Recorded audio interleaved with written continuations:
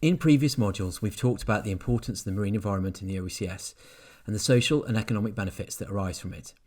This module focuses on what a blue economy means for the OECS, why it is important, and how it can be managed effectively to meet the triple bottom line of growing economies, protecting the environment, and advancing social well-being. Driven by a growing global population and the opportunity for blue growth, the ocean is becoming an increasingly powerful economic frontier. It contributes 3 to 5% of global economic activity, or $1.5 trillion to $3 trillion a year, a figure projected to continue increasing. When you're talking about the blue growth and the blue economy, so far that is Grenada's main investment. The promise of economic growth is accompanied by threats to our ocean environment, which is changing in ways that will impact current and future generations. We have to take environment and social considerations along with economic for sustainable development. And therefore, I don't look at this as a juxtaposition, but as a necessary part of the process. So in that light, I see that by achieving environmental objectives, we will also achieve economic objectives within a context of sustainable development. A blue economy focuses on generating wealth from our oceans and seas in a sustainable way and nurturing natural capital. It promotes economic growth, social inclusion, and improvement of livelihoods, whilst at the same time ensuring environmental sustainability. It considers economic development, ocean health, and social benefit as concepts that can live in harmony alongside one another, and is generated by a range of marine sectors and government policies that together set out a path for the sustainable use of ocean resources. As discussed in the module on human activities, existing sectors include fisheries, shipping, tourism and coastal development, while technology and innovation are opening new opportunities in areas such as marine energy, aquaculture, seabed mining and marine biotechnology. A blue economy moves beyond business as usual to consider economic development, ocean health and social benefit as concepts that can live in harmony alongside one another. It recognises that while some activities depend on the health of the oceans, such as fishing, all have the potential to degrade them. As such, the impact of all human activities on the ecosystem, discussed in Module 4, needs to be minimised, or the jobs and economic growth that depend on those living resources, that natural capital, will be put at risk. The economies of island nations rely significantly on the natural resources and biodiversity that exists in marine and coastal areas. Sustainability needs to be at the heart of a blue economy.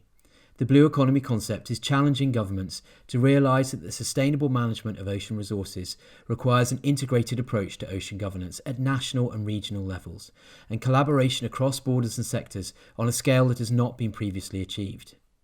The aim is for marine economic activity to be in balance with the long-term capacity of ocean ecosystems to support this activity and remain resilient and healthy.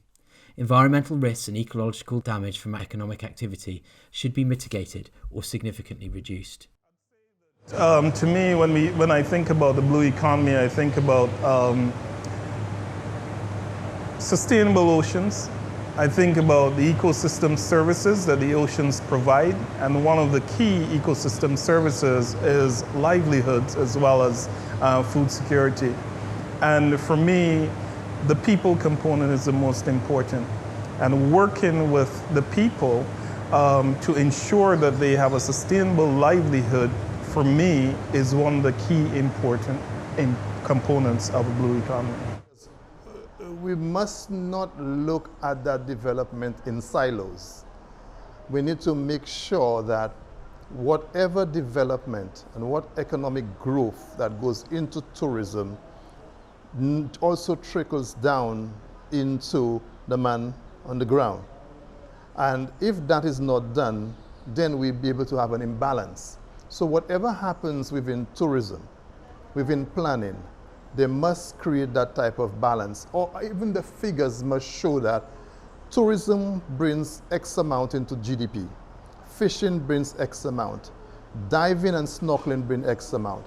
But how can we increase? How can it all be done sustainably? We also have to look at the carrying capacity. That is very important. So if tourism talks about increasing tourist arrival or increasing yacht arrivals, increase of cruise ship arrivals, how does that increase impact on the marine environment? Is it going to be negatively or positively? So yes, numbers come in, but we need to look at the balance in terms of how all of these persons or individuals are going to use the resource and not diminish the value of that resource. Very important. Island nations often lack the technical, institutional, technological and financial capacity to sustainably manage their marine resources. This lack of capacity and resource must be addressed in order to allow a blue economy approach to flourish. Having integrated regional and national ocean policy frameworks is essential for this. These policy frameworks will optimise the use of marine space and provide direction for operational decision making for years to come. Growth in blue economy sectors will require a skilled workforce coming from all parts of society and the promotion of science, technology, innovation and multidisciplinary research. The transition from current practices to more sustainable methods or to emerging opportunities that are not currently in place will need time with those on the ground to allow the transition from the current way of doing things to a more sustainable approach, or to nurture emerging industries and to avoid crowding out of vulnerable populations who engage in these activities. I would say that the whole wish list of economic goals and the blue economy can only be achieved from the grassroots. I believe that we have to look at individuals. We have to look at a critical number, and until we reach a critical mass, that is where we're going to see that we've achieved the Sustainable Development Goals and targets. So we must make it relevant to the individual on the ground. If it's not relevant to the individual on the ground, then we would not have achieved anything. When people think of, they ask themselves, have I benefited from this? They're saying, well, have I gotten more food? Can I afford to pay school for my kids? Can I do something? And to them, it's only real if the impact or the benefit is there in a tangible way. Making the transition to a blue economy requires good ocean governance that treats our ocean as a unique development space shaped by its ecosystem. This requires an integrated approach to ocean policy across all sectors that touch the oceans. Module 7 addresses how good ocean governance can support this transition to a blue economy. In this module, we explored how a blue economy focuses on generating wealth from our oceans and seas in a sustainable way.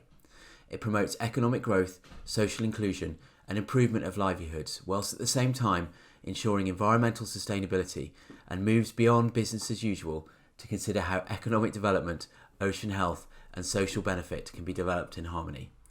In Module 7, we look at how ocean governance underpins how we manage human activities in our marine space, internationally, regionally, and locally.